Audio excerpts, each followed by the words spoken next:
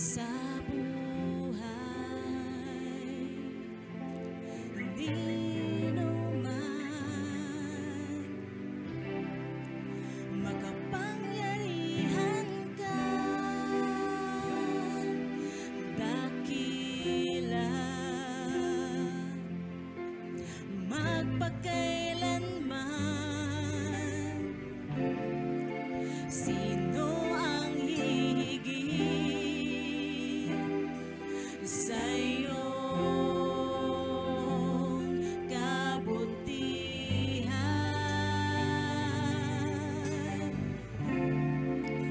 Wala ni isa, walang sino pa man.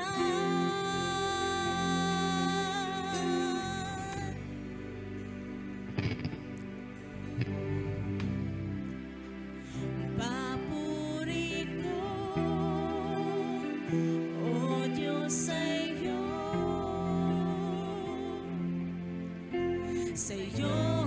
lamang aawitan ka,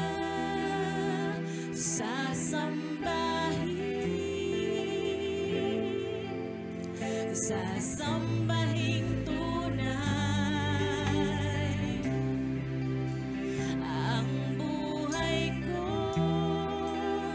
sa'yo ilalaan,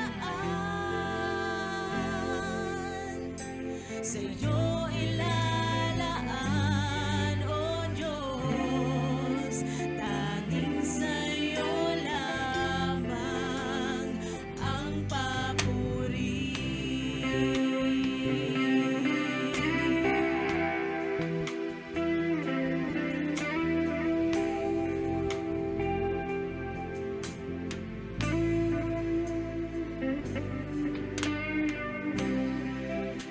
Tunay kang tapat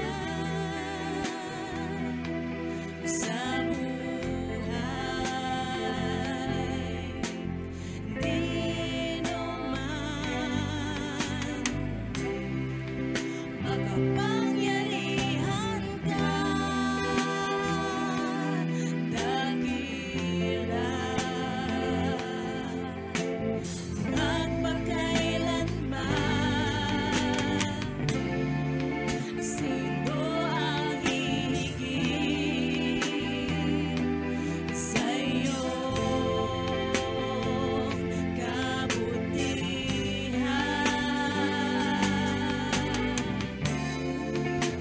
Wala ni isa, walang sino pa man.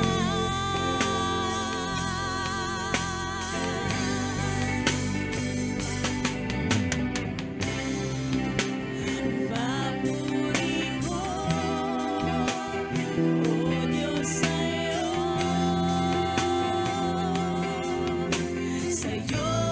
lamang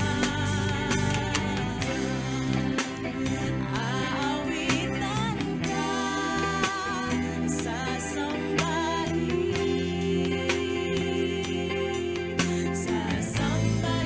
tunay.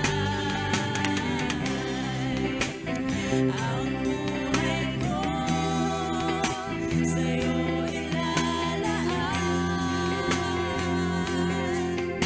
sa'yo ilalaan, O Diyos. Tanging sa'yo lamang ang papuri.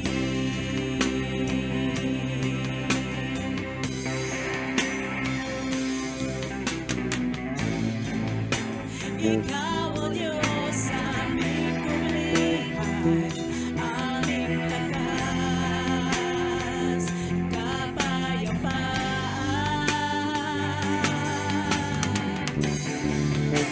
Pangako mo'y panghahawakan, kaya't ang pagsamba sa'yo ilalaan.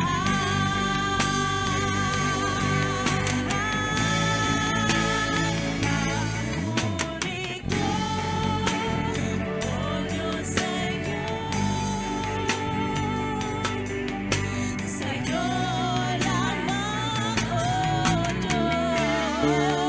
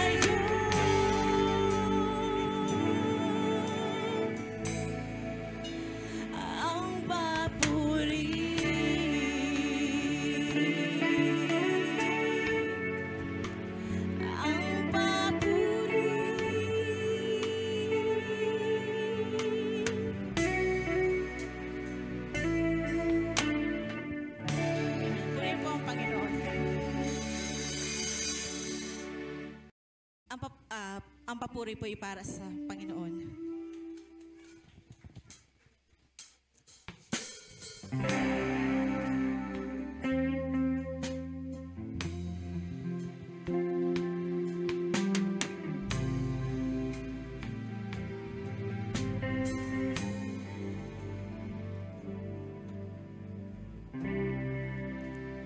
Tunay kang tapat sa buhay, hindi naman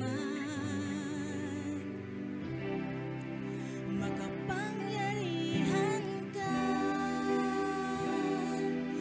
dakila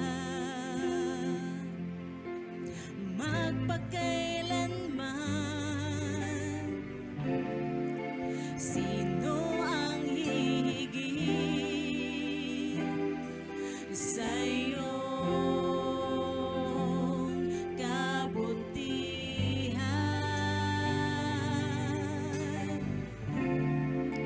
Wala ni isa, walang sino pa man.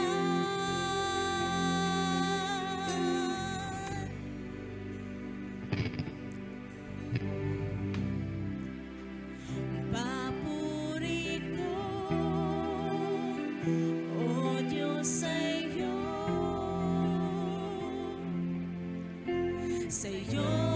lamang aawitan ka, sasambahin tunay. Ang buhay ko sa'yo ilalaan, sa'yo ilalaan, O Diyos. Tanging sa'yo lamang ang papuri.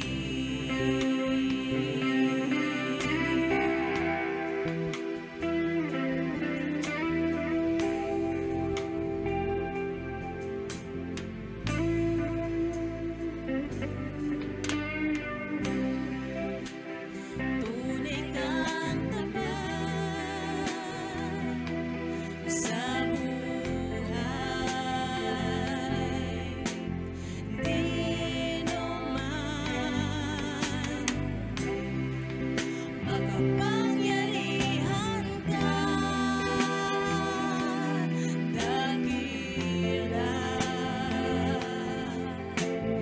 magpakailanman. Sino ang hihigit sa iyong kabutihan?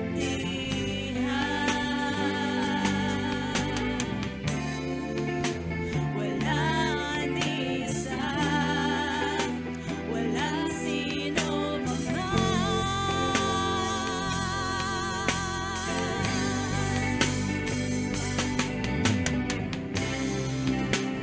Papuri ko, O Diyos, sa'yo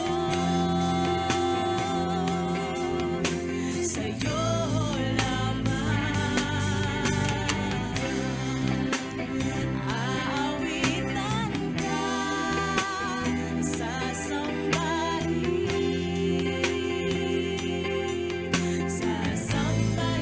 tunay. Ang buhay ko sa'yo ilalaan, sa'yo ilalaan, O Diyos. Tanging sa'yo lamang ang papuri.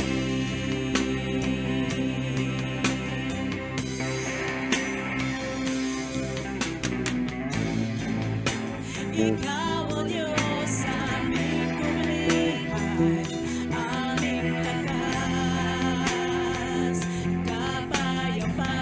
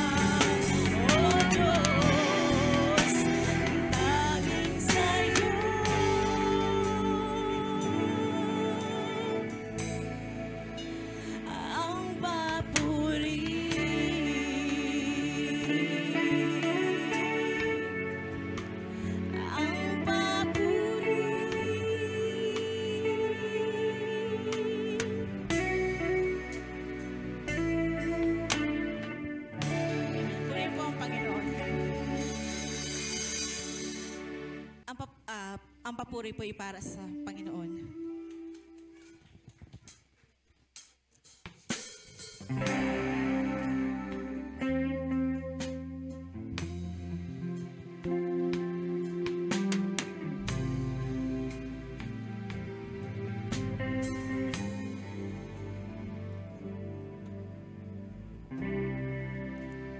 Tunay kang tapat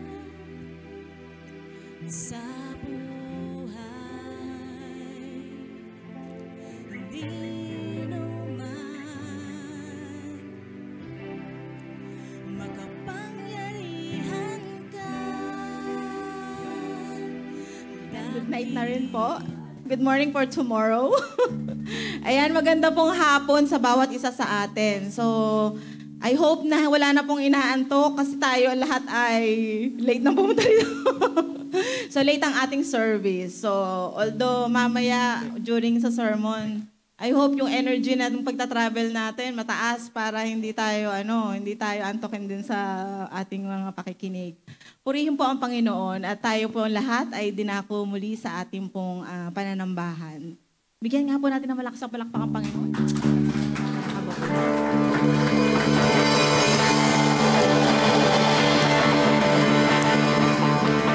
Yan, papuri po para sa Panginoon. At karapat-dapat lamang natin na alayan ng Diyos ng pagsamba.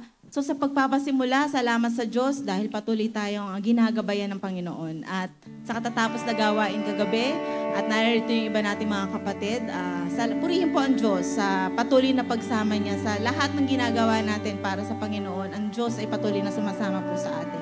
So ibahagi ko lamang po sa inyo sa ating pagpapasimula ang Ephesians chapter 1, verse 11 to 14. So ang sabi po, "In Him we have obtained an inheritance, having been predestined according to the purpose of Him who works all things according to the counsel of His will, so that we who were the first to hope in Christ might be to the praise of His glory.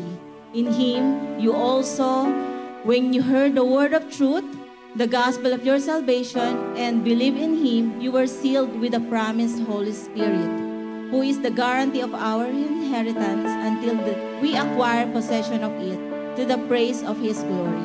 Purihin po ang salita ng Panginoon. Gaya po ng ating nabasa, no? We have a guarantee na tayo ay pag-aari ng Panginoon. Ano po yun? Yan yung Holy Spirit na binigay sa atin. So yun yung nangunguna sa atin every time. At nandun yung paggagabay sa atin ng Panginoon. Purihin po ang Diyos dahil alam niyo po yung assurance na tayo pag-aari ng Panginoon. Amen? Tayo ay secured. Secured, ika nga. Meron nga sealed may binigay na sealed sa atin. So, let's alalahanin po natin, no? Yung mga bagay na patuloy na ginagawa ng Panginoon through the years or itong nakaraan na isang linggo, na paano tayo hinawakan ng Panginoon. Kung paano tayo sinamahan ng Diyos the whole week. Simple, pero alam nyo na yes, napagtagumpayan ko yung isang araw, no? Na sinamahan ako ng Panginoon. Hindi dahil sa gawa ko pala to. Lord, ang galing-galing ko today. Ganyan. Lord, dahil pala sa'yo yun, hindi yun sa akin. At yun, i-acknowledge natin ang Panginoon sa lahat ng yun. Tama po? At ngayon po, sama rin na lang na sama-sama tayo magbibigay ng pagpapasalamat sa ating Diyos. At sama-sama natin purihin yung Diyos na may hawak ng buhay natin. Amen? Sambahin natin sama-sama yung Diyos na mayroong kagalakan. Amen? Bigyan nga natin ng papuri. Awitan natin ng Diyos. Purihin natin ng Diyos. Sambahin natin ang Panginoon. Yes, O God, wala din niya, O Diyos, sa lugar na ito, Panginoon. Namunin po kami, Lord, may kaparatagan dahil kasama ka namin, O Diyos. Ito, Panginoon, ang may hawak sa aming buhay. Hallelujah. Namunin po kami ng asa at magtitiwala sa iyo, Panginoon. Bawat pinabugtasan ko, walang ikaw.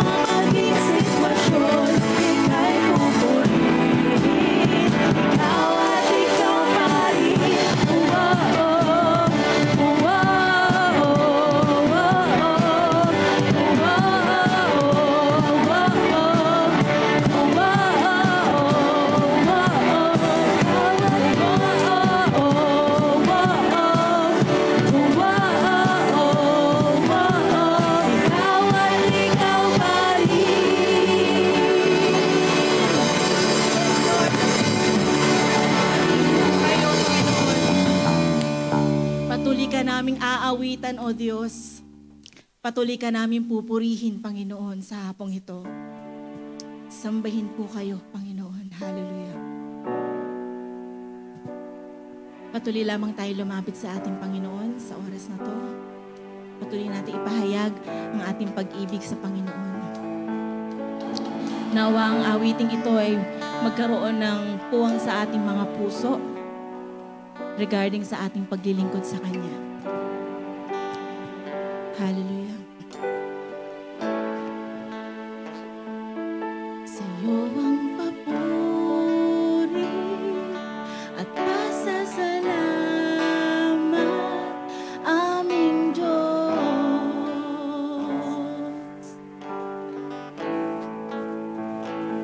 Kalwalhatian at karangalan alay sa iyo.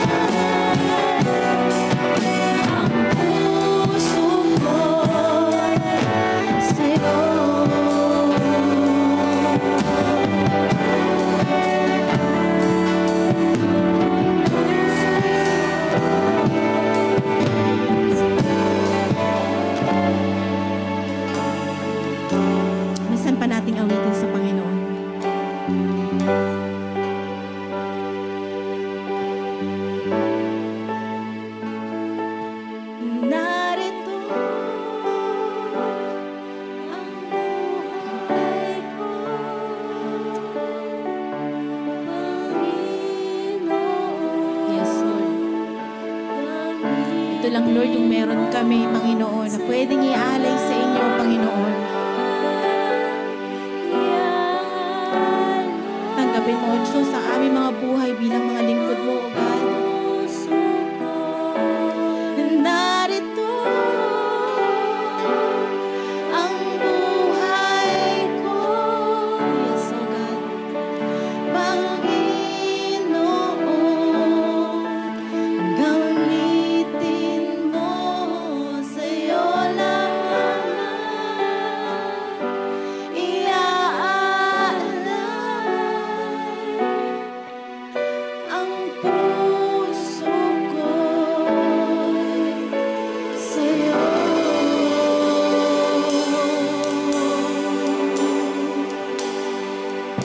Yes, okay. Salamat po, Panginoon. At patuloy po kami, O Diyos, na lalapit sa'yo. Sa'yo na Diyos na kami kakayahan na gawin ang bagay, Panginoon. Mula, Lord, sa aming mga problema na meron, Lord, yung mga kapatid ko po ngayon. Lord, ikaw ang Diyos at tanging namin pag-asa, Panginoon. Ikaw yung Diyos na nagmamay-ari sa amin at kayang gawin, Lord, kung anong bagay na naisin mo, Panginoon.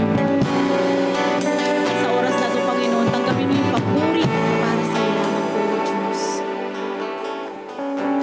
Panginoon, ika'y dakila, natatangik nag-iisa.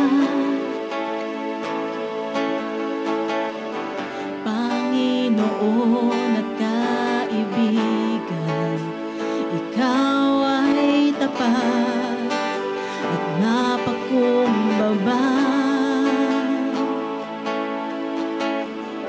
Buhay mo ay iyong inalay, walang hanggan ay binigay. Panginoon ang kaligtasan, ikaw ang sandigan ng pusong sugatan. Jesus, ako ay iyong natagpuan. Pag-ibig mo'y di mapantayan. Ako ay sa'yo lamang, sa'yo lamang. Sa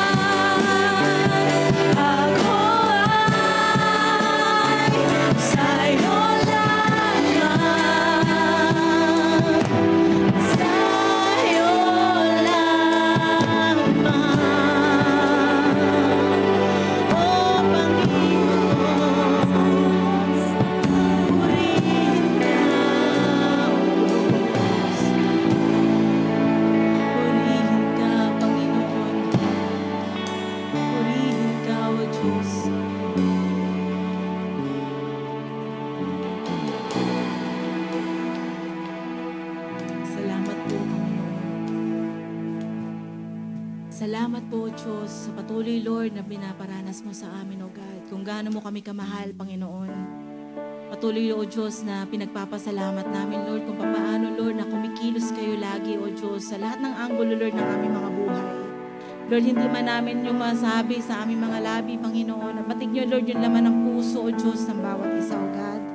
At thank you dahil meron pong Diyos na katulad niyo, Panginoon, na nakakaintindi sa amin, O God. Ng Diyos na nakakaalam, Lord, ng eksakto na kailangan, Lord, ng iyong mga anak, O God.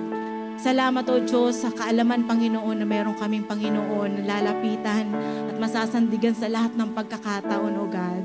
Salamat, O Diyos, na hariyan kayo, Panginoon, lagi sa amin, Lord.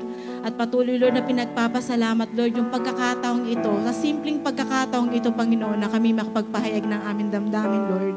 Salamat, O Diyos, sa pagkakataon, Lord, ng malayang pagsamba sa oras na ito, Lord.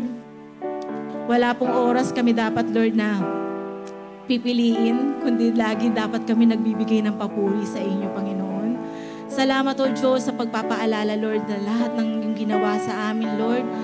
At nawa, hindi po magkaroon ng kasayangan niyo, O Diyos, sa amin po mga pamumuhay na meron po kami ngayon. Nawa maibalik namin, Lord, yung pagsamba sa pamamagitan, Lord, ng aming mga buhay na nakalulugod, Panginoon, sa inyo, higit sa lahat. Salamat, O God, dahil ikaw ang Diyos na patuloy, Lord, na nagpapaalala at patuloy, Lord, na umiibig, O Diyos, sa amin, sa kabila, Lord, na hindi kami kaibig-ibig, O God. Lord, salamat po, O Diyos, sa lahat ng iyon. At sa aming pakikinig, Lord, sa hapong ito ng iyong salita, nawa, Panginoon, na kasamahan niyo po ang aming lingkod na pastor, ang inyong lingkod, Panginoon, na patuloy niyo pong gagabayan at patuloy na sasamahan, O Diyos, sa kanyang pangangaral, O God. Salamat din po, Lord, sa bawat kapatid ko po na naririto physically at sa mga nakikinig online. Kayo po ang patuloy na kumilos sa amin, Lord, sa pakikinig ng iyong salita, O God. Patuloy po kayong kumilos at manguna sa kabuuan, O God, at aming pinagkakatiwala, Panginoon, ng lahat-lahat sa inyo. Binabalik, Lord, yung papurit pasasalamat sa tanging pangalan ng iyong bugtong na anak na si Jesus. Lahat ay magsabi ng Amen. Palakpakan po natin ang Panginoon.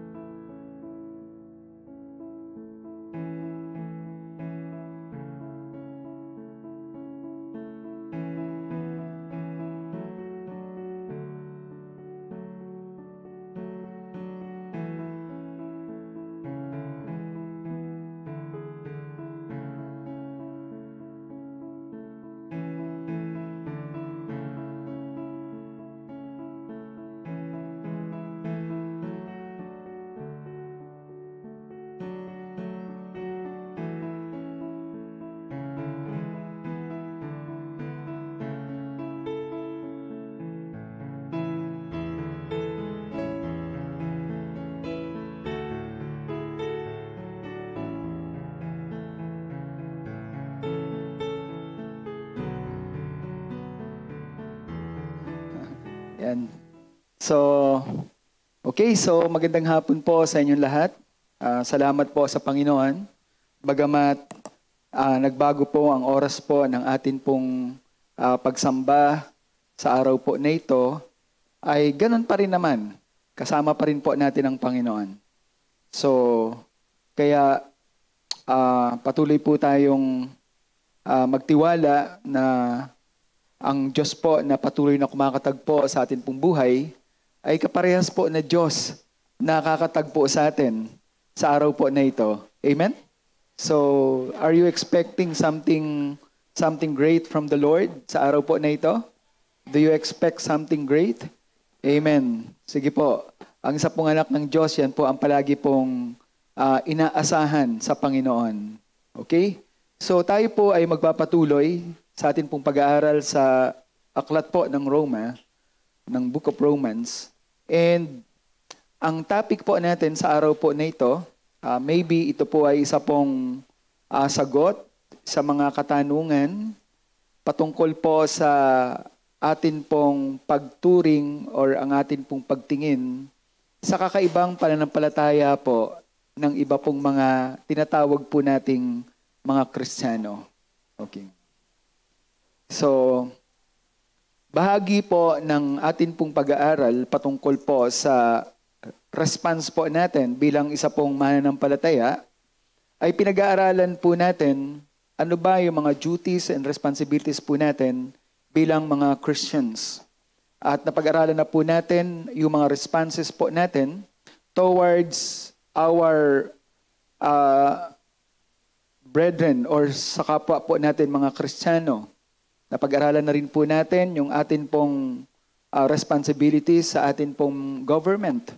And last Sunday ay pinag-aralan po natin yung atin pong response in relation to the future. So when we say response, ito po yung atin pong duty and responsibilities to live out the gospel. Kung paano po natin maipamuhay yung ebanghelyo ng kaligtasan na atin pong tinanggap. Last Sunday ay pinag-aralan po natin ang chapter 13 verse 8 to 14 which has a relationship with our current life sa pangkasalukuyan po nating pamumuhay. What is our obligation in our current life? And nakita po natin doon that believers have an obligation and responsibilities towards other people. Hindi lang po sa kapwa natin mananampalataya, kundi maging sa iba pong mga tao, maging sa hindi po mga mananampalataya. And that obligation is to love, to express po yung atin pong pag-ibig po sa kapwa po natin mga mananampalataya at maging hindi sa mananampalataya. Sinabi po ni Apostle Pablo that we should never fall short in our death. Maging sa atin po mga utang ay hindi daw po tayo dapat na magkulang sa pagbabayad. And that is a responsibility towards others in relation to love. Sapagkat kung mahal nga po natin ang atin pong kapwa, especially yung atin pong pinagkakautangan, then we will become a responsible payer or responsible believer sa pagbabayad po ng atin pong mga debt, ng atin pong mga utang. Nakita rin po natin doon, higit sa lahat, na tayo pong mga mananampalataya is obliged or meron pong responsibility to express yung atin pong pag-ibig, malasakit, pagmamahal sa mga kapwa po natin tao. And we should not fall short doon po sa bagay po na yun. Yun po ang atin pong napag-aralan. That today, mga kapatid, habang tayo po ay nandito po sa lupa, nakita po natin, ipinaalala po sa atin ni Paul, that our life is in a warfare. Nasa pakikibaka po tayo. So, we discuss the believer's spiritual awakening, yung responsibilidad po natin, nagisingin po natin, i-activate po natin yung atin pong mga sarili. Napalaguin po natin yung atin pong pananampalataya po sa Panginoon. That as a soldier of Jesus Christ, we have a responsibility to take charge. To take charge and to go into battle, to fight in the battle against the evil schemes. Laban po sa gawain po ng kaaway. And to do that, we need to wear the armor of Jesus Christ because we are in a warfare, we are in a battle. Araw-araw, nakikibaka po tayo laban po sa kasamaan, laban po sa kasalanan. We should be ready. Yan po ang sabi po ni Paul. We should wear our spiritual warfare. That's in Ephesians chapter 6. Yung atin pong spiritual armor. And may relationship po yan sa future po natin. Why we should battle into this warfare, into this spiritual warfare. Bakit kinakailangan nating makibaka?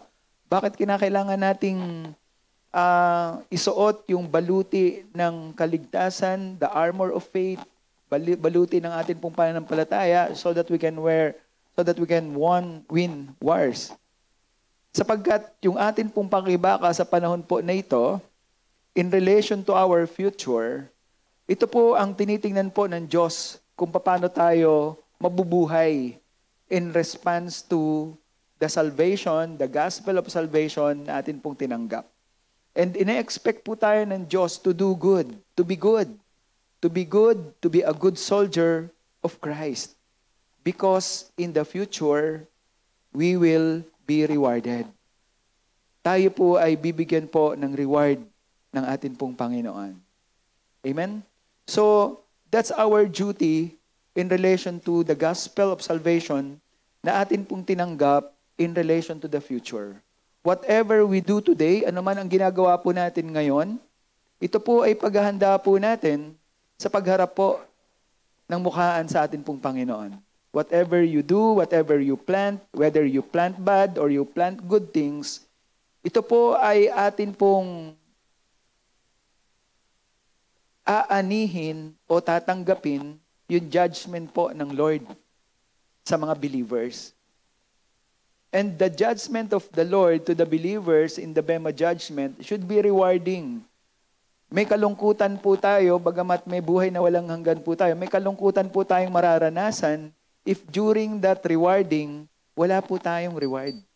Na lahat po ng mga Kristiyano, pinuputungan po ng corona, there are several crowns, there are 5 kinds of crowns, na ipuputong po ng Panginoon sa atin po mga buhay o sa atin po mga ulo as a reward, according to the book of Revelation.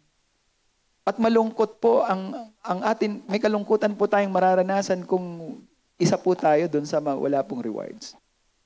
And even in the heaven, sabi po sa book of Revelation, ito po yung corona na iaalay natin sa paa ng Panginoon in time of worship. That in our worship time in heaven, because wala na po tayong gagawin sa langit kundi sumamba sa Panginoon, yung corona po na atin pong napagtagumpayan ay i-offer po natin sa atin pong pagsamba. So what if kung tayo lang yung mga Christians na nasa langit, wala po tayong crown to offer? So that's the sad moment. Yan po yung sorrow na meron po tayo kahit nasa heaven po tayo. Amen?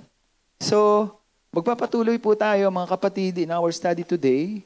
And now we are in chapter 14, verse 1 hanggang chapter 15, verse 13. It is now our response to the gospel that we need to live out in relation to other believers, in relation to what we call weak brothers or weak Christians. So, may controversial po na bahagi itong pag-aaral po na ito. There is a theological perspective as well. Kaya gusto ko po na inyo po itong unawain at pakinggan po ng maayos. So today, meron po tayong tatlong bahagi sa pag-aaral po na ito. The first one is in chapter 14, verse 1 to 12, wherein we will look at how we should deal our weak believers without judging. Yan po ang sinasabi po sa atin ng salita po ng Diyos. So, sa pag-aaral po na ito, tayo po ay manalangin, humingi po tayo ng patuloy po na gabay at pagtuturo po ng Banal na Espiritu Santo sa salita po ng ating pong Panginoon. Hallelujah. Salamat po aming Diyos. At this point in time, aming Panginoon, ay nagpapatuloy po kami, O Diyos, na nagpupuri. Tigit sa lahat, nagpapasalamat po kami, Panginoon, for the opportunity, Panginoon, na habang nandito po kami sa lupa, ay patuloy po niyo kaming tinuturuan how to live out the gospel of salvation that we receive. how to live out, Lord, the grace, Panginoon, na ibinuhos po niyo sa amin. Our desire, O God, is to become a responsible believers, a responsible child of God, a responsible children, aming Panginoon. Kaya, salamat sa inyo po mga salita na patuloy na nagtuturo po sa amin how to live as a believers while we are here on earth. Patnubayan lamang po ninyo kami, Panginoon, sa pag-aaral po na ito at patuloy po ninyo kaming ingatan, O Diyos. Dalangin po namin ang patuloy po na pagtuturo ng inyo pong banal na Espiritu Santo ng inyo pong mga salita sa bawat isa po sa atin. Salamat po aming Ama. Ito po ay patuloy po naming hiling at dalangin sa pangalan po ng aming Panginoong Jesus. Amen and amen. So today, mga kapatid, we will look at how we should relate to other believers, especially those who are weak believers according to Paul, without judging. In your Bible, samahan po ninyo ako in Romans chapter 14, verse 1 up to 12. Ito po ang atin pong pag-aaralan sa pagkakataon po na ito. Ang sabi po dito, tanggapin ninyo ang mga kapatid na mahina ang pananampalataya at huwag makipagtalo sa kanyang mga paniniwala. Halimbawa, may kapatid na naniniwala na lahat ng pagkain ay maaaring kainin. Mayroon namang mahina ang pananampalataya at para sa kanya, gulay lamang ang dapat kainin. Hindi dapat hamakin ang mga taong kumakain ng kahit ano. Ang taong gulay lamang ng kahit ano, ang taong gulay lamang ang kinakain. Gayon din naman, ang taong gulay lamang ang kinakain, hindi nito dapat husgahan ang mga taong kumakain ng kahit ano, sapagkat pareho silang tinatanggap ng Diyos. Kaya, sino ka para husgahan ang utusan ng iba? Ang amo lang niya ang makapagsasabi kung tama o hindi ang ginagawa niya. At talagang magagawa niya ang tama dahil ang Panginoon ang tumutulong sa kanya. May mga taong naniniwala na mas mahalaga ang isang araw kaysa ibang araw. May tao namang pare-pareho lang para sa kanya ang lahat ng araw. Hayaang magpasya ang bawat isa para sa kanyang sarili. Ang taong may pinakamahalagang araw ay gumagawa nito para sa Panginoon. At ang tao namang kumakain ng kahit anong pagkain ay gumagawa rin nito para sa Panginoon dahil pinasasalamatan niya ang Diyos para sa kanyang pagkain. Hindi naman kumakain ng ilang klase ng pagkain. Ang hindi naman kumakain ng ilang klase ng pagkain ay gumagawa nito para sa Panginoon at nagpapasalamat din siya sa Diyos. Wala ni isa man sa atin ang nabubuhay o namamatay para sa sarili lamang. Kung tayo'y nabubuhay tayo para sa Panginoon. At kung tayo'y mamamatay tayo para sa Panginoon. Kaya, mabuhay man tayo o mamatay, tayo'y sa Panginoon. Ito ang dahilan bakit namatay at muling nabuhay si Kristo. Upang maging Panginoon siya ng mga buhay at mga patay. Kaya huwag ninyong huhusgahan o hamakin ang inyong kapatid kay Kristo dahil tayong lahat ay haharap sa hukuman ng Diyos. Sapagkat sinasabi sa kasulatan, ako ang Panginoon na buhay ay sumusumpa. Darating ang araw na ang lahat ng tao ay luluhod sa akin at kikilalanin akong Diyos. Kaya lahat kayo'y mananagot sa Diyos sa lahat ng ating mga ginagawa. So mga kapatid, ito po ang atin pong pag-aaral sa pagkakataon po na ito, how we should deal our weak brothers without judging. So paano nga po ba natin haharapin ang iba pong mga mananampalataya? When we say mananampalataya, they believe in the work of Jesus Christ, na sila po ay niligtas ng Panginoon doon po sa krus ng Kalbaryo, sa kanilang mga kasalanan. Naniniwala din sila na si Jesus ay inilibing at naniniwala rin sila na ang Panginoong Jesus ay nabuhay pagkatapos ng 3 araw ayon sa kasulatan. Therefore, they are also saved. Mga ligtas po na mananampalataya. Ngunit, tinawag po sila ni Pablo na mga weak believers. That's what we are trying to look at sa pagkakataon po na ito. Why they are labeled weak Christians. So, ang sabi po sa verse 1 hanggang verse 3, now accept those who is weak in faith. So, here we can see that the weak believers, they are so-called weak in terms of their faith. Hindi po sinasabi po dito that they have a defective faith, but they are weak in their faith. So why they are weak in their faith? Yun po ang atin pong titingnan. But not to have queries about opinion. Yan po ang sabi po ni Paul sa verse 1. Tanggapin ninyo ang mga kapatid na mahina ang pananampalataya at huwag makipagtalo sa kanyang mga paniniwala. The one who eats is not to regard with contempt the one who does not eat. And the one who does not eat is not to judge the one who eats. Ang isa daw kapatid na naniniwala na ang lahat ng pagkain ay maaaring kainin, mayroon din namang iba na ang pananampalataya ay gulay lamang ang pwedeng kainin. So huwag daw po natin silang i-judge. Sabi po sa verse 4, who are you to judge the servant of another? To his own master he stands or falls, and he will stand, for the Lord is able to make him stand. Sino nga ba tayo, ang sabi ni Pablo, na husgahan yung ibang tao? Gumamit po ng analogy po dito si Paul, ng the analogy of a servant and a master. So wala nga naman tayong karapatan na i-judge o husgahan po yung servant or yung utusan po ng iba. Only the master can judge them. Yung amo lang nila ang makapagsasabi kung tama ang kanilang ginagawa. So, the advice or the instruction for us is to deal with believers without judging. Pakitunguhan daw po natin ang mga mahihina na mga mananampalataya nang hindi natin sila hinuhusgahan. Okay.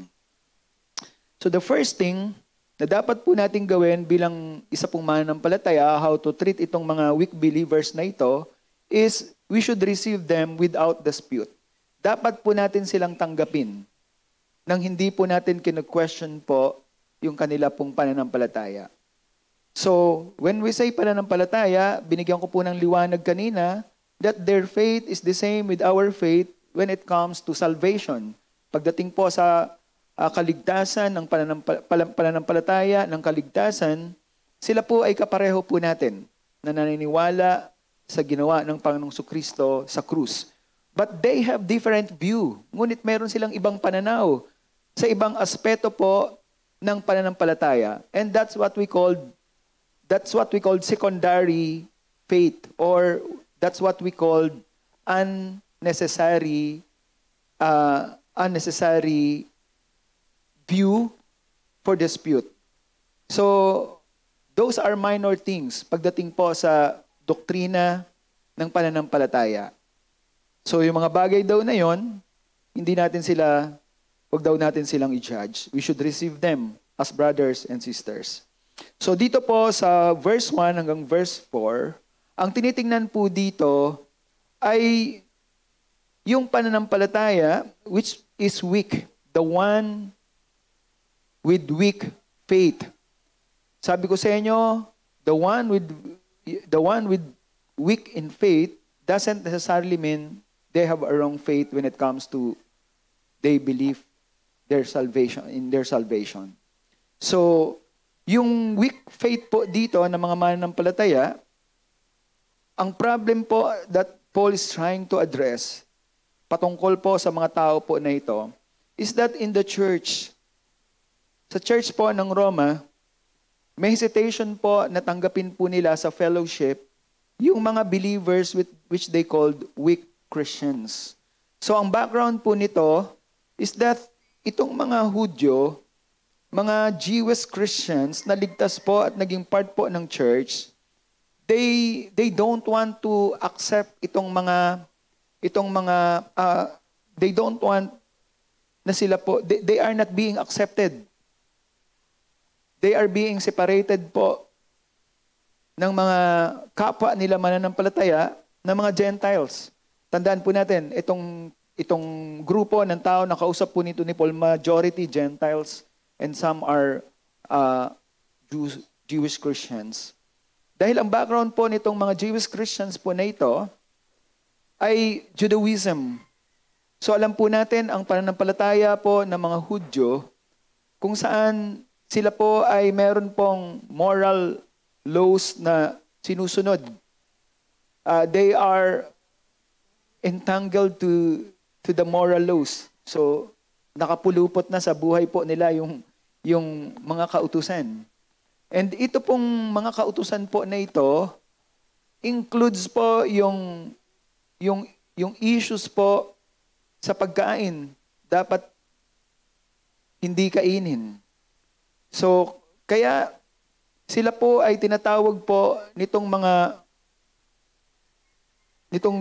Jewish or nitong mga Gentile believers na mga weak Christians or weak in faith because they hesitate. Itong mga weak Christians po na ito hesitate to accept po yung sa kanilang pong practice in faith, yung pagkain po ng lahat ng mga bagay.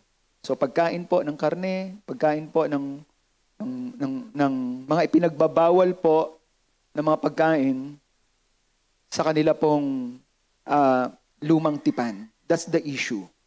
So the issue on weak Christian was their faith. So they are hesitating to eat yung tinatawag na non-kosher food. So ito po yung pork, yung mga shellfish na pinagbabawal po sa aklat po ng Exodus, yung mga ibon na bawal pong kainin, maging yung mga pagkain po na hinandog po sa mga Diyos-Diyosan. So yan po ay bawal pong kainin. Ngunit itong mga strong Christians po na ito, they believe na yung mga pagkain na pinagbabawal according to the Jewish law is now acceptable to eat. So yun po yung problem po nila. Yun po yung issue po nila. At itong mga Jewish Christians po na ito, hindi po nag-agree doon po sa katotohanan po na yon. That's why they were called weak Christians.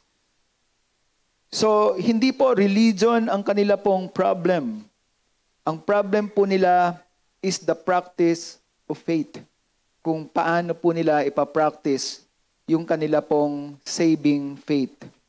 So yung freedom na meron po sila nung sila po ay maligtas sa pamamagitan ng pananampalataya sa Panginoong Jesucristo. Because as a background, ang Judaism ay naniniwala po na ang mga maruruming pagkain, mga ipinagbabawal po na pagkain, ito po ay sumisira po ng kanila pong spiritual life. It brings defect to their moral life. So dahil yan ay pinagbabawal in the Old Testament. So, but we need to look at the reason why itong mga pagkain po na ito ay pinagbabawal. What's the purpose? The only purpose that we can see in the Old Testament why this food ay ipinagbabawal, the context is bawal po ito, pinagbabawal po ito sa kanila in the context of health. In the context of health. Dahil itong mga pagkain po na ito ay magdadala po ng mga sakit at karamdaman sa kanilang buhay. So, ito po ang sabi po ni Paul. Why itong weak Christians na ito hesitates in their conscience not to eat itong kosher foods which are permitted in the New Testament. Sabi po sa 1 Corinthians, all things are permitted, but not all things are of benefit. So all things are permitted, but not all things are beneficial. So that's the principle. Bagamat ang lahat po ng bagay ay pinapahintulutan po ng Diyos, katulad po ng pagkain, ng lahat po ng pagkain, ngunit hindi naman ito beneficial. Hindi lahat beneficial. Dahil maaaring ang iba rito nga ay magdadala ng sakit at karamdaman. Pero, as far as faith is concerned, or practice of faith in life is concerned, sabi po ni Paul, all things are permitted. All things are permitted, but not all things build people up. Hindi ito nagbibigay po ng kalusugan o kalakasan sa isang tao. No one is to seek his own advantage. Ito po ang sabi ni Paul sa mga taga-Korinto. But rather that of his neighbor. Eat anything that is sold in the meat market without asking question. So ito pong statement po ni Paul in verse 25 is in relation to the practice of faith. Because we have now freedom in Jesus Christ, we are permitted to eat according to Paul in 1 Corinthians verse 23. We are permitted to buy or to eat anything that is sold in the meat market. So ibig sabihin sa tindahan po ng mga karne without asking question. Without asking question means gagawin mo yan by faith. You will eat that by faith. So sa pananampalataya mo, alam mo na yan ay wala nang magiging epekto sa iyo. So yan po ang point po dito ni Paul.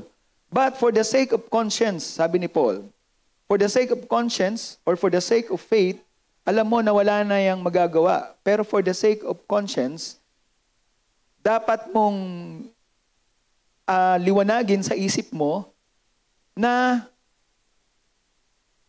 yang mga bagay na yan ay nilinis na ng Panginoon upang matanggap mo in your practice of faith na yung mga karne na yan, mga pagkain na yan are really permitted or allowed by the Lord to be eaten. Sapagkat, ang sabi ng Panginoon, lahat ay pwede because the earth is the Lord's and all it contains. Meaning, you have to accept all of those that are permitted by God. Kasi sa Panginoon yan. At ang lahat ng nandiyan. For the earth is the Lord's and all it contains. If one of the unbelievers, ito naman yung for the sake of conscience, if one of the unbelievers invites you and you want to go, eat anything that is set before you without asking questions. So, kapag ang isa daw pong unbeliever, niyaya ka sa piyesta, unbeliever, of course, di ba? So, lahat kinakain. So, ang sabi ni Paul, eat anything na inoffer sa'yo without asking questions for the sake of conscience. Okay? For the sake of conscience. For the sake of whose conscience? Sa conscience po ng mga unbeliever. So kanina, niliwanag po ni Paul na para sa sarili mong konsensya, dapat liwanagin mo isip mo na yan ay permitted ng Panginoon. And that is now your faith. Ngunit kung ang ibang tao naman, sabi sa verse 28, but if anyone says to you, this meat is sanctified to idols, do not eat it.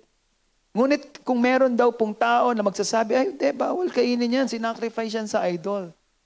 Wag daw po natin kainin for the sake of the one's conscience who informed you. So para sa konsensya ng tao na nagsabi sa iyo na bawal yan, wag mo raw yang kainin.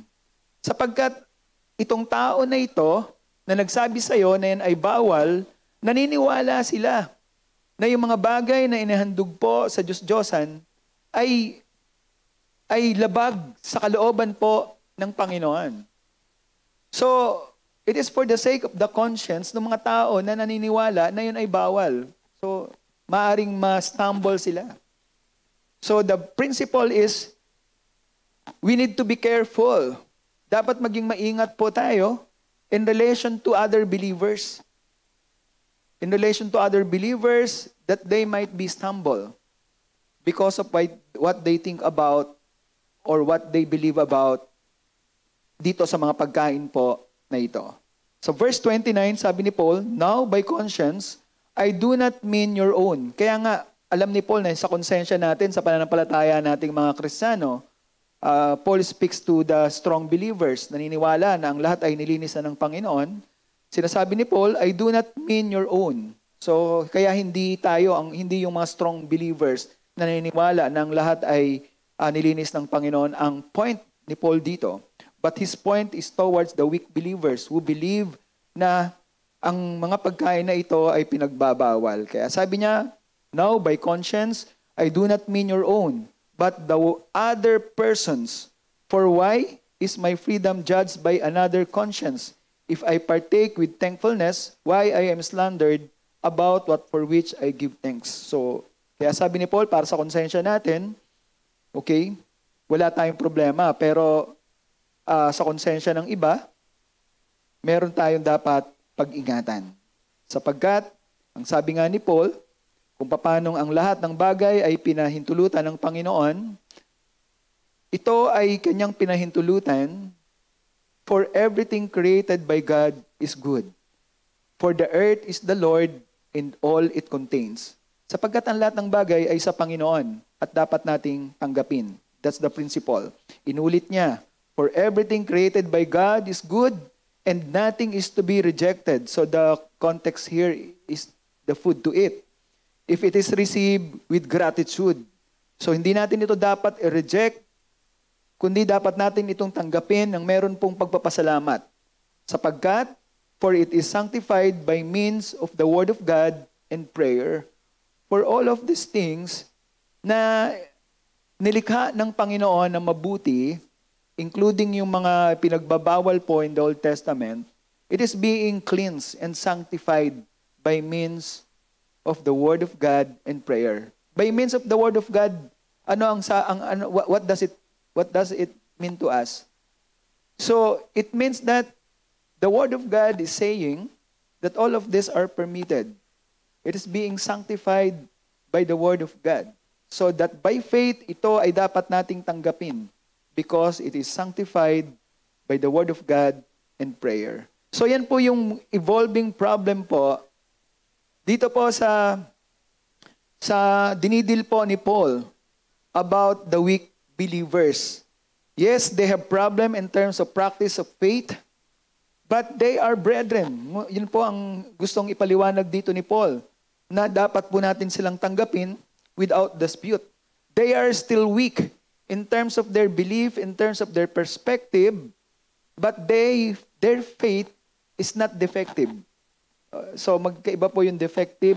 Ibig sabihin, pag defective, mali yung kanila pong basis po ng kanila pong pananampalataya. Mali yung kanilang subject of faith. Ang salvation po natin, who is the subject of our faith, of our saving faith, Jesus Christ. That work of Jesus Christ. So, our faith is defective kung ang object of faith po natin is not Jesus Christ, if not the work of Jesus Christ. If the object of our faith is our good works, our moral, then that's a defective faith. Because the only subject of faith, of the saving faith, is Jesus Christ. So dito, nililiwanag po ni Paul na itong mga mananampalataya po na ito are still weak because hindi pa po nila naliliwanagan, hindi pa sila naliliwanag. It's not clear yet in their conscience. Hindi pa maliwanag sa kanilang conscience na yung pananampalataya nila kay Jesucristo, yung sinasabi po ng salita po ng Diyos that permits everything, is still a doubt from them. So may doubt pa rin po sila. Kaya may hesitation pa rin. Ang tawag dito ni Paul is hesitations. May hesitations pa rin sila. So sabi ni Paul, accept the one who is weak in faith. So yan po yung sabi niya sa church. A weak Christian should be received in the local fellowship. Yan po ang sabi po sa verse 1. But not with the idea of engaging him in dispute about his ultra-scrupulousness. Christians can have happy fellowship without agreeing on non-essentials. So the problem nitong mga weak Christians na to is all about the non-essentials. So the non-major things. Di po ba? So maging sa panahon po natin ngayon, may problem po tayo. So yung mga ibang believers, hindi po salamuha po sa atin because they have different practice in terms of their praise and worship, in terms yung method ng kanila pong preaching. So yung ibang practices nila, iba po sa practices ng ibang mga believers, but they are both Christians. So those things are what we call non-essentials. Sabi po ni Charles Haddon Spurgeon, so we can agree, we can be one on major things, but on minor things, let there be charity. Hayaan daw po na ang pag-ibig ay maghari sa mga bagay po na non-essentials. Amen? Second, in verse 2, sabi dyan, one person has faith that he may eat all things, but the one who is weak eats only vegetables. So sabi ni Paul, ang isang mananampalataya na naniniwala na meron siyang liberty because of his faith, based on the teaching po ng New Testament or based sa teaching po ng salita ng Diyos, na ang lahat ng pagkain ay nilinis na ng Panginoon sa pamamagitan ng salita ng Diyos at ng panalangin. So, ang isa daw mananampalataya naman na mahina, yung kanyang konsensya, hindi pa niya kayang tanggapin na yung in-offer po sa idols ay walang epekto sa kanyang kaligtasan. Yung maruruming pagkain ay pwede niyang kainin, hindi pa rin niya matanggap, may hesitation pa rin siya. Katulad ng pagkain ng pork, pagkain ng ibang mga shrimps, mga lobsters. Di ba? Ang sasarap nun. Di ba? Okay. So, okay lang. He can be vegetarian. Dapat po natin siyang tanggapin. So, yung kanyang conscience ay hindi pa ready, hindi pa handa na tanggapin yung tinuturo ng salita ng Diyos. Sabi po sa verse 3, the one who eats is not to regard with contempt. The one who does not eat and the one who does not eat is not to judge the one who eats, for God has accepted them. So hindi daw po natin dapat po na i-despise o i-judge o hatulan or siraan yung mga weak brothers na ganun po ang kanila pong konsensya na na sa konsensya nila hindi pa po nila kayang tanggapin. So hindi daw po natin sila dapat po na i-despise, hindi natin sila dapat i-judge as a sinner. Sapagkat lahat naman daw lahat tayo, both strong and weak Christians in this perspective, ay tinanggap po ng Panginoon. God has accepted them the way God accepted us. In verse 4, sabi dyan, sino naman tayo to judge the weak Christians or the servant of others? So hindi nga naman natin pwede silang i-judge. Only God knows yung kanila pong kalagayan. Maybe nakikita natin sila that they're still weak in terms of their faith. Hindi pa nila kaya ng kanilang konsensya na tanggapin itong mga pagkain po na ito. Yes, that's true, pero hindi po natin sila pwedeng i-judge because they are servant of the Lord as well. Mga mananampalataya din sila, nakatulad po natin. And we have no rights to be their judge. In continuation, sabi ni Paul in verse 5 to 8, and this is important sa point po na ito ng atin pong pag-aaral, sabi ni Paul, may mga taong naniniwala na mas mahalaga ang isang araw kaysa ibang araw. May mga tao namang pare-pareho lang ang araw para sa kanila. Kaya hayaang magpasya ang bawat isa para sa kanyang sarili. So one person may value yung ibang araw, the other days, compared to the day na binavalue po ng ibang mga Christians. Katulad po natin, we value po yung Sunday, and some of the Adventist believers, they value the Saturday. So yan po yung pwede pong reference po natin. Sabi po ni Paul dito, each person must be fully convinced in his own mind.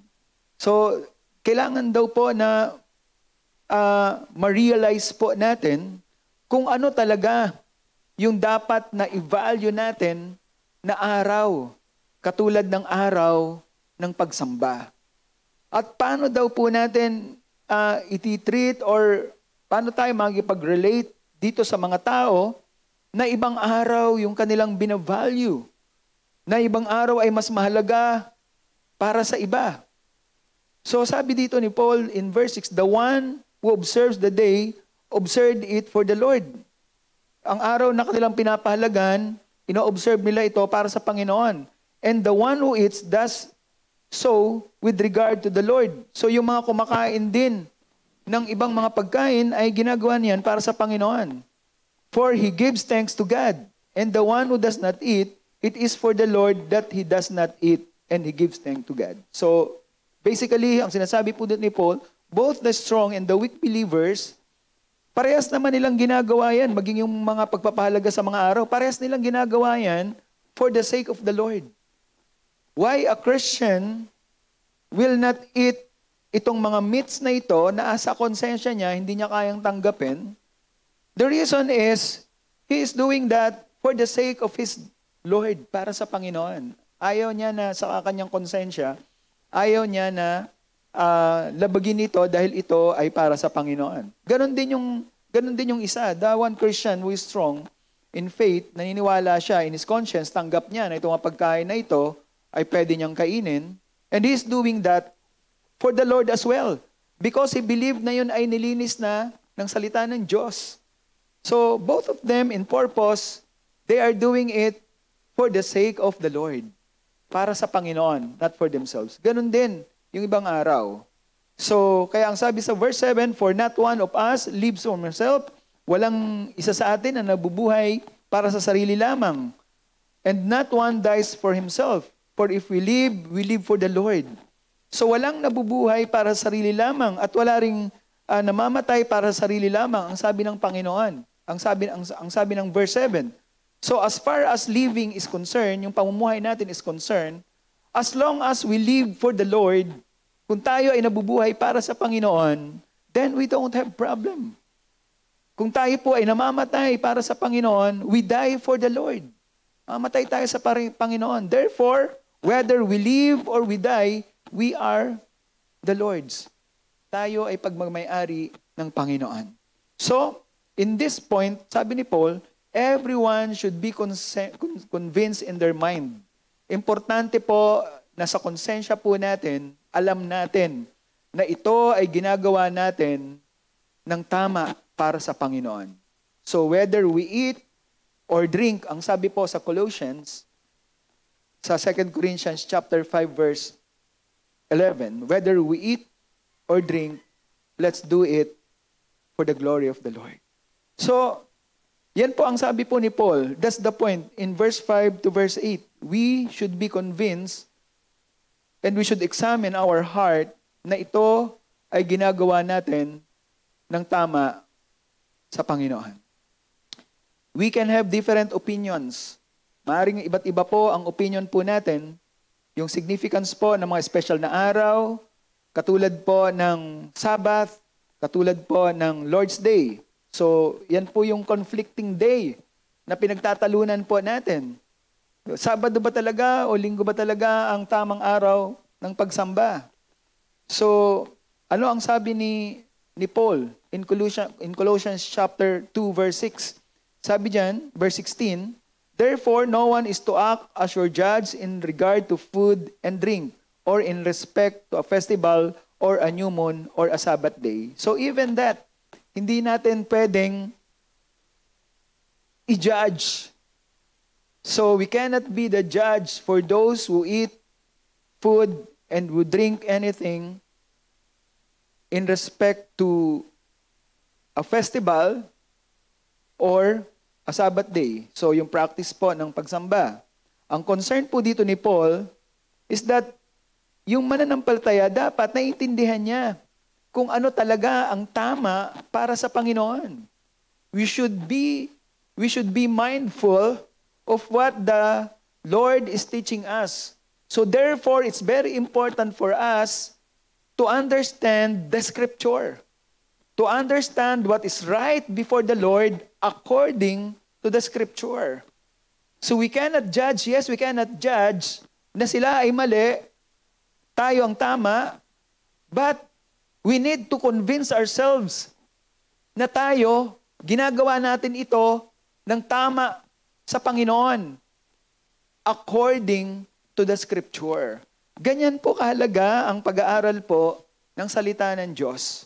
That maybe we are like these people na nagtatanong, ano ba talaga ang tama? Ano ba talaga ang mahalaga? So, let's look at, mga kapatid,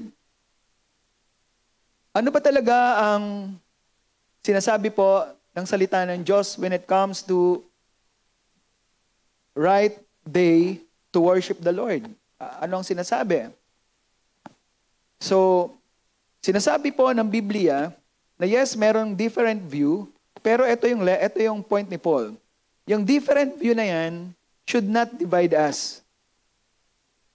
Hindi ito test upang ang isang tao ay itaboy natin sa fellowship po natin. Hindi po yan rule na yung mga nagpapahalaga ng araw ng Sabado, yung mga hindi kumakain ng mga karne na kinakain po natin, ay itataboy po natin sa fellowship po natin. That's not the rule. They may have a different view when it comes to these non-essentials. And as a rule, hindi po natin sila dapat tinataboy. We must welcome them in the fellowship. So yan po yung point ni Paul dito. Sapagkat yung mga Jewish believers po na sinulatan po ni Paul, although minor in numbers po sila dahil sila ay nasa Rome, mas marami pong mga Roman believers doon, but still they look at Sabbath. They still look at itong obligation po nila sa kanilang Jewish laws. So sa konsensya nila, mas mahalaga po yung Sabado kesa sa Sunday. So, yung mga Christians na yan, naguguluhan po sila. Yung mga Judaist na convert into Christianity, they scruples in their mind. They doubt kung tama ba yung kanilang ginagawa. So, nawawala po yung ano ba ang mas importante at ano ang mas mahalaga. That's why in their view, sige, lahat na lang ng araw ay pare-parehas. But the Bible tells us that this is the day that the Lord has made. Diba? So, merong specific po na araw na ginawa po ang Panginoon. So, sa paningin nila, yung lahat ng araw sacred, yes, that's true.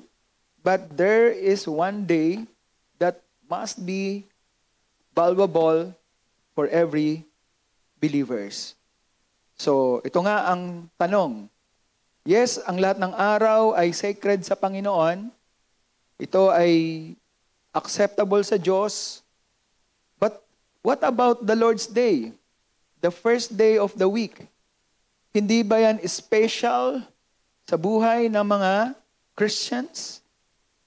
Makikita natin that in the Old Testament, there are many occasions na pinahalagahan po ang first day of the week.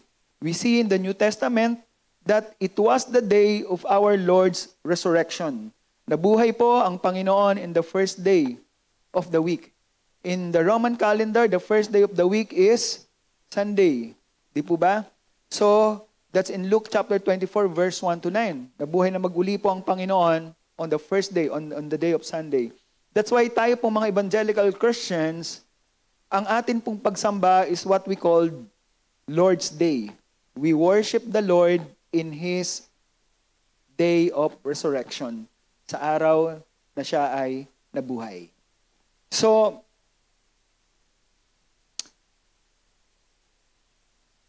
at isa pang occasion na sa araw ng pagkabuhay ng Panginoon, in John chapter 20 verse 19, nung muli siyang mabuhay, He met yung kanya pong mga disciples. John chapter 20. Tinipon niya lahat ng kanyang mga disciples. So it's a kind of congregational meeting ng kanya pong mga disciples in John chapter 20. And the Holy Spirit was given on the day of Pentecost. In Acts chapter 2, that is the Lord's Day. Yan po ay araw po ng Sunday, the first day of the week. And during the Pentecost festival, dahil yan po ay tradition po nila, yung Pentecost po is being celebrated every 7 Sundays of the week. So, first, yan po yung kanila pong Feast of First Fruit. Sa practice po nila in the Old Testament, in the book of Leviticus, every first Sunday. So, 7 Sundays po nila yan na ina-exercise. So, makikita po natin that in the scripture, binigyan po ng importansya at pagpapahalaga po ang araw po ng resurrection po ng Panginoon, especially in the New Testament. Because that symbolize yung resurrection po ng Panginoon symbolize the value of that day to all believers. Yan po yung nagpapakita. In 1 Corinthians chapter 15 verse 20, makita po natin doon yung collection po na ginawa po ni Paul is in the first day of the week. Yung mga disciples po, after po ng Pentecost, they are breaking bread on the first day of the week, Acts chapter 20. So the practice of worship in the book of Acts, makita po natin na nung maitatagpo yung church in the book of Acts, the practice of their gathering, their worship, their collection of money is every first day of the week. So, so the Lord's Day stand out in the New Testament. It's a very special day for every Christians, for every believer. So, nakita po natin yung shift nung kanila pong practice of worship from Sabbath day to Lord's Day. Because the Lord's Day is a day of privilege.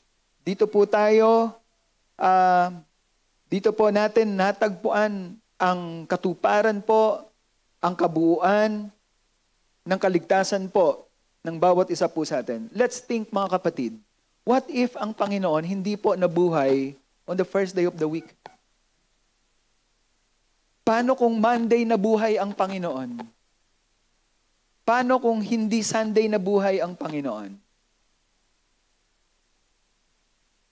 So, hindi po magiging totoo at hindi po magiging ganap ang pagliligtas po ng Diyos sa lahat po ng mga makasalanan.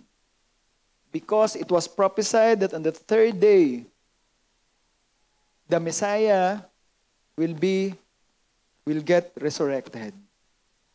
The prophecy will be broken, the scripture, magkakasira-sira po lahat ng mga prophecies. Lahat po ng mga ipinahayag patungkol po sa atin pong kaligtasan. Magkakagulo po. But all of those days, yung resurrection day po ng Panginoon, is just aligned po to God's plan of salvation for sinners.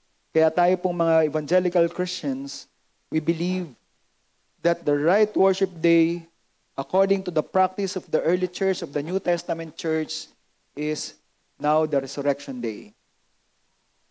Hindi po natin makikita sa New Testament na yung mga Christians nag-practice po ng kanila pong worship day on Sabbath day. In the Old Testament, yes, that's their practice, but in the New Testament, it changed. Nagbago po yan nang dahil sa muling pagkabuhay po ng ating pong Panginoon. And in that case, ang sabi ni Paul, we should be convinced in our mind. We should examine our heart to ensure that what we are doing is the right thing for the Lord. Ganon din po sa usapin po ng problem po ng mga weak Christians wherein they hesitate to agree, to accept itong mga pagkain na pinagbabawal because yung moral implication still remains sa kanila pong mga konsensya. But for a full-fledged believer, sa isa pong mananampalataya, na naligtas po sa pamagitan ng grasya ng ating pong Panginoong Kristo, who believe sa mga naniniwala sa salita po ng Diyos, ayon po sa mga apostol, katulad po ni Apostol Pablo, na ang mga pagkain na ito ay nilinisan ng Panginoon. Sa kanila pong konsensya, tama po ito na tanggapin.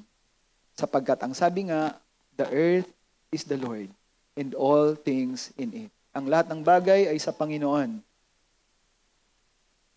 At ang lahat ng bagay ay nilinis na ng Panginoon. We must believe so we can be clear in our conscience and we can accept it in our heart. Amen? So the last point na itinuro po ni Paul how we should deal with believers without judging is the truth.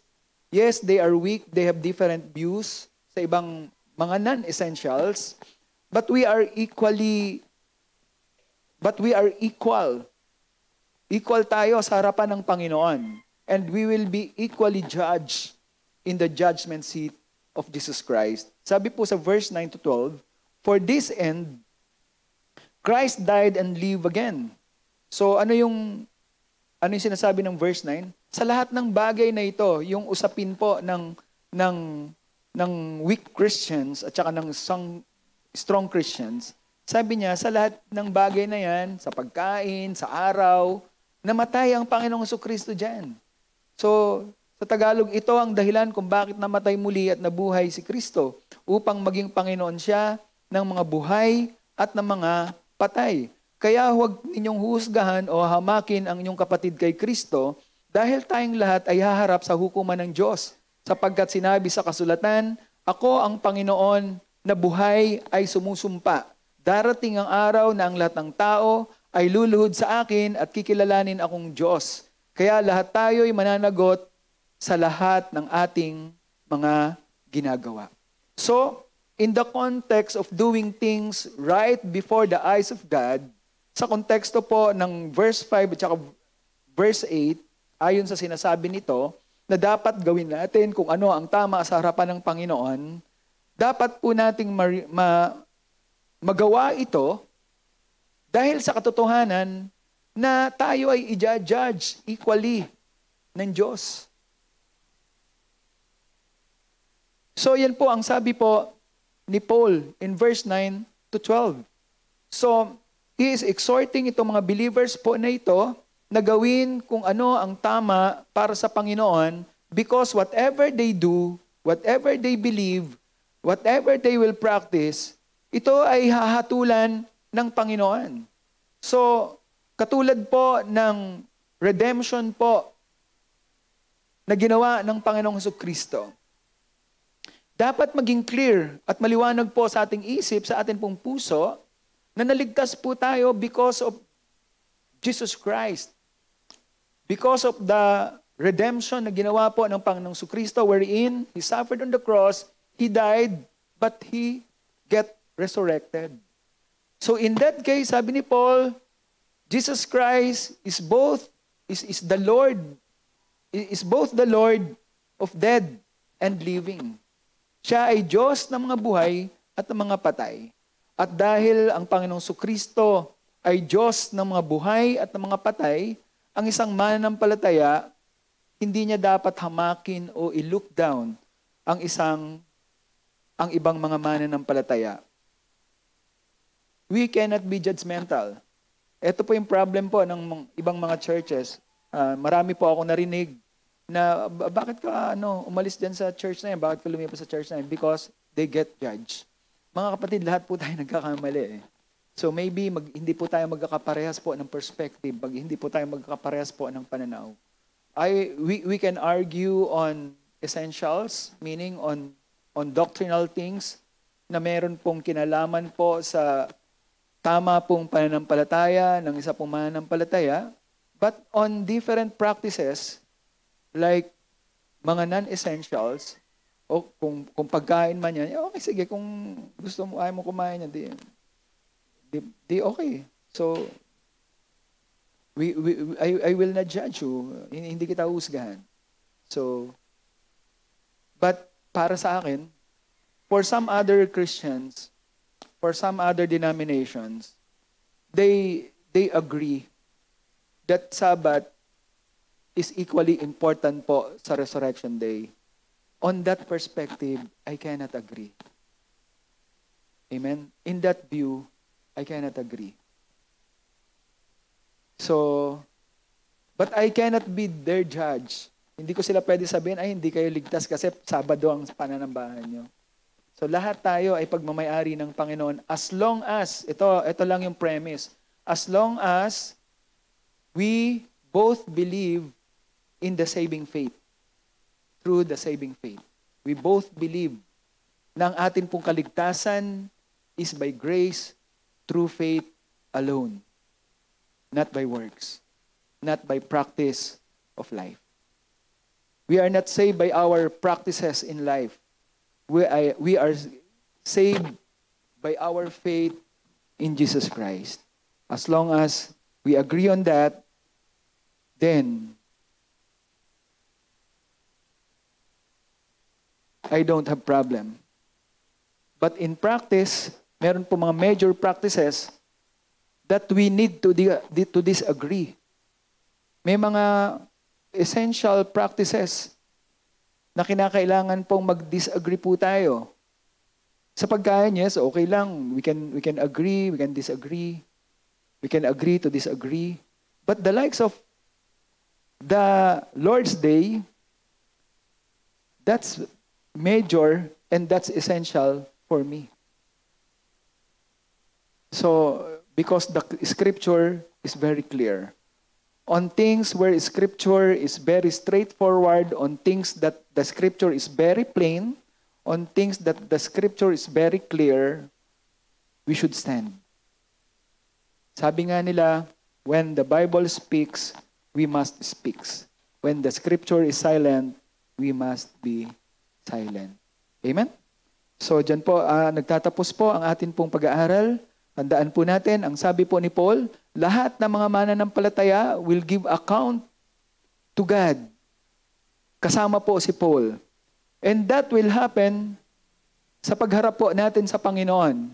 Sapagkat sa pagharap po natin sa Diyos, we will get judged by the judge who sits at Bema. Sino yon? Si Jesus Christ.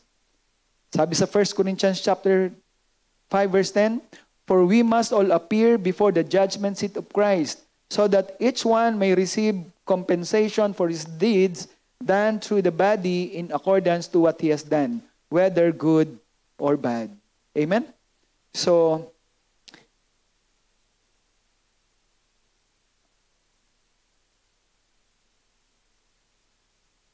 yung pagharap po natin sa Panginoon in the judgment seat of Christ, tiniyak po ni Paul. That's why nakatitiyak po tayo na lahat po tayo haharap po sa Panginoon. So binanggit po ni Paul yung Isaiah chapter 45 verse 23, dito po sa verse 9 to 12, na sinasabi doon, every knee will bow before me, every tongue will swear allegiance. So yan po ay prophecy po na Isaiah na binanggit at kinuha po ni Paul upang tiyakin po ang mga mananampalataya na ang lahat po ay luluhod, i-judge po sila ng Panginoon. Amen? So, at sinulat din po ni Paul yan sa Philippians chapter 2 verse 10. Every knee will bow. Those who are in heaven and earth and under earth, there will be a judgment for that. So as an application, ang karugtong po ng verse 12 ay ito. Therefore, let not judge one another anymore, but rather determine this, not to put an obstacle or stumbling block in a brother or sister's way. So, the lesson is that we need to deal properly yung mga weak believers po natin. If they have different view, we need to accept them in the fellowship. as long as we both agree on major things, on major belief, and in major practices. We cannot be a stumbling block, meaning hindi po tayo dapat maging hadlang sa kanila pong paglago sapagkat sila po ay mahina, may mga bagay pa po sila na kinakailangan po nilang maunawaan, may mga bagay na kailangan po nilang maging malakas sa kanila pong pananampalataya so that they can practice what is right before the Lord. Amen? Tayo po ay magpasalamat sa Panginoon. Father God, marami pong salamat, Lord, for the day. Sa hapon po na ito, aming Panginoon, wala pong pagkakaiba. Kayo pa rin po ang Diyos, Panginoon, na naghahari. Kayo rin po ang Diyos, Panginoon, ng amin pong mga buhay, aming Panginoon. Salamat po sa inyo pong mga salita na amin pong napakinggan. Salamat po, aming Ama, sa mga bagay po na itinuturo po niyo sa amin, how we should deal, Lord, our weak brothers, aming Panginoon. Paano po kami makikitungo po sa kanila, Panginoon? And salamat po sa katotohanan that we cannot be a judge of one another, aming Panginoon. Instead, dapat po naming tanggapin ang bawat isa upang kami po ay maging daan at paraan upang kanila pong pananampalataya ay lumago at makakilala po nila ng lubos ang inyo pong mabuting kalooban. Matagpuan po nila ito. Nang sa gayon, parehas po naming magawa kung ano po ang tama ayon po sa inyong kalooban. Pagpalain po ninyo ang mga salitang ito na amin pong napakinggan, na ito po ay maging kalakasan po namin at maging sandata po namin, aming Panginoon. Maging instrument po namin how we can deal, Panginoon, how we should deal, Lord, our brethren who are weak in faith. Salamat po, aming Ama. Binibigay at binabalik lamang po namin ang lahat ng kapurihan at ang kaluwalhatian sa tanging pangalan ng aming Panginoong Jesus. Amen and amen. Purihin po ang Panginoon. Okay? So, an invitation po from Carmona. They will have this worship night po ngayon at 5 p.m. So, that's one of the reason kung bakit naging hapon po yung service po natin. So that all those will go or will join us doon po sa gawain po na ito can go together. We can go together po doon po sa Carmona. Amen? Purihin po ang Panginoon.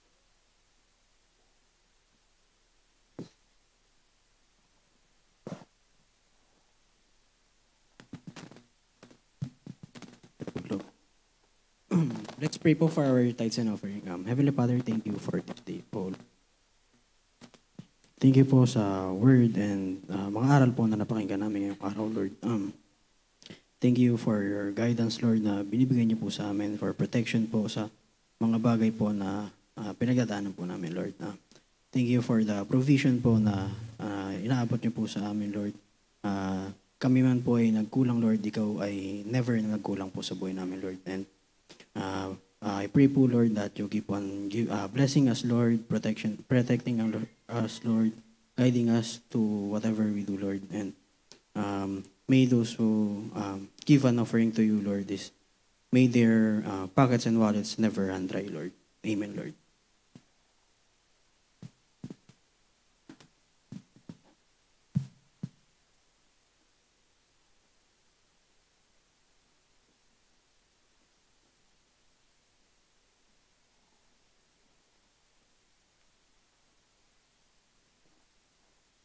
Okay, sa atin pong pagtatapos, tayo pong lahat ay tumayo. Sama-sama po tayo na magpasalamat po sa panalangin sa Panginoon. Hallelujah. Father God, marami pong salamat, Panginoon, sa araw po na ito. Salamat po, Diyos, sa mga kapatiran, Panginoon, na kasama po namin. Thank you, Lord, for the blessing of fellowship. And thank you, God, for the words, aming Panginoon. Salamat po sa mga salita po ninyo, na ito po ay nagbigay po sa amin, O Diyos, ng patuloy po na gabay kung paano po kami, aming Panginoon, makikisalamuha, makikitungo po sa ibang mga mananampalataya na maaaring meron pong mga pagkakaiba po in terms of our practice in non-essentials, aming Panginoon. Salamat po, aming Diyos. Pagpalain po ninyo ang bawat kapatid po, aming Panginoon, na patuloy lamang na sa inyo po, Panginoon, umaasa at patuloy po na humihingi, Panginoon, ng iyong gabay at pagpapala. Salamat po, aming Panginoon. Ibinibigay at binabalik lamang po namin sa inyo ang lahat po ng kapurihan at kaluwalhatian. Salamat po, Diyos, sa pangalan ni Jesus. Amen. Amen. Purihin po ang Panginoon.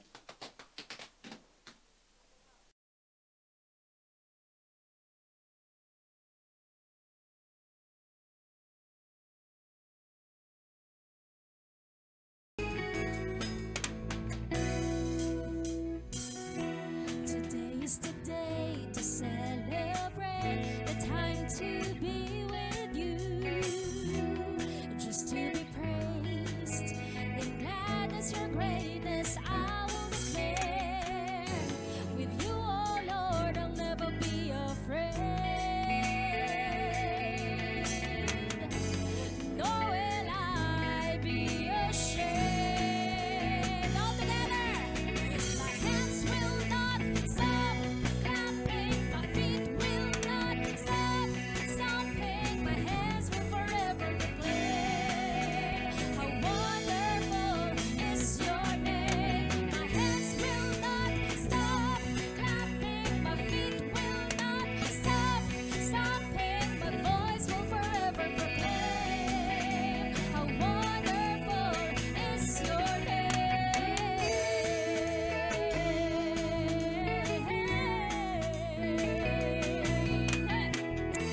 Today is the day to celebrate, the time to be